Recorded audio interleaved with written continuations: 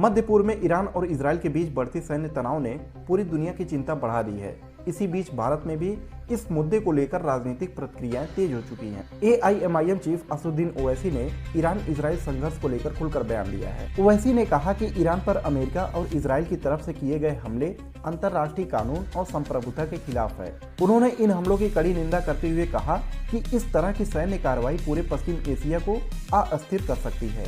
ओवैसी के मुताबिक अगर युद्ध और बढ़ता है तो इसका सीधा असर वहां पर काम कर रहे भारतीयों पर पड़ेगा। उन्होंने याद दिलाया कि खाड़ी और पश्चिमी एशिया के देशों में करीब 1 करोड़ भारतीय काम करते हैं। ऐसे में युद्ध की स्थिति, उनकी सुरक्षा और भारत की अर्थव्यवस्था दोनों के लिए चिंता का विषय है। ओवैसी ने अपने बयान में पाकिस्तान का भी जिक्र किया। उन्होंने कहा, जिस तरह से इजराइल अपने पड़ोस के क्षेत्रों में सैन्य कार्रवाई कर रहा है, ठीक उसी तरह से पाकिस्तान भी अतीत में अपने पड़ोसी इलाकों में आक्रामक रुख अपनाता आया है। उनका कहना था कि क्षेत्र में स्थिरता तभी आएगी जब सभी देश अंतर्राष्ट्रीय नियमों का पालन करेंगे।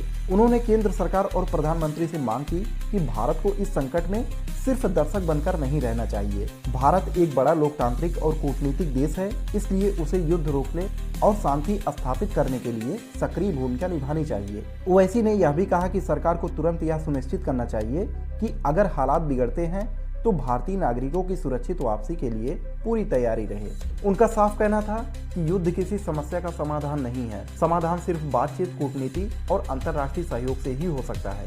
अब बड़ा सवाल यह है, क्या भारत इस संकट में कोई निर्णायक कूटनीतिक कदम उठाएगा या फिर स्थिति और गंभीर होने का इंतजार करेगा। फिलहाल ईरान इजराइल पर ओवैसी का यह बयान भारतीय राजनीति में नई बहस जरूर छेड़ चुका है।